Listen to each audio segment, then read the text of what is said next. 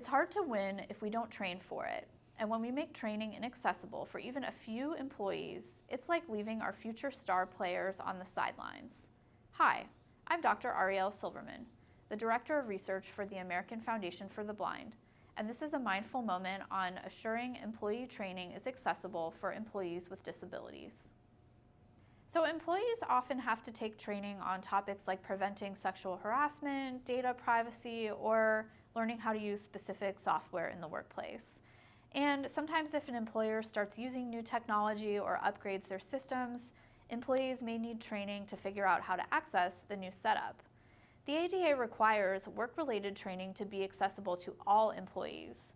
However, in our study, we saw in spite of that requirement, there were significant gaps in the accessibility of both in-person and online workplace training.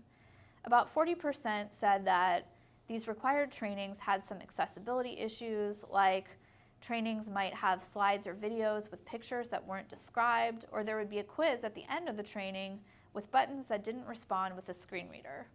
When respondents couldn't access training, they said they were less productive than their sighted colleagues. And sometimes they also felt left out when they couldn't access group training with other employees.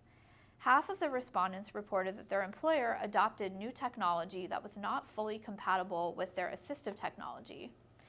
In these situations, employers are required to train their employees on the new technology, but when we asked the respondents whether they got training from their employer, 39% of the participants said that their employer either did not provide timely training or that the training was timely but not effective for their specific accommodation needs.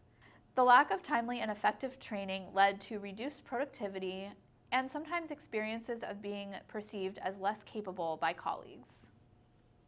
So in order to be compliant with the provisions of the ADA, it's really important to be sure that required trainings are accessible for all employees. Some ways to do this are to only procure third-party trainings that are confirmed to be accessible.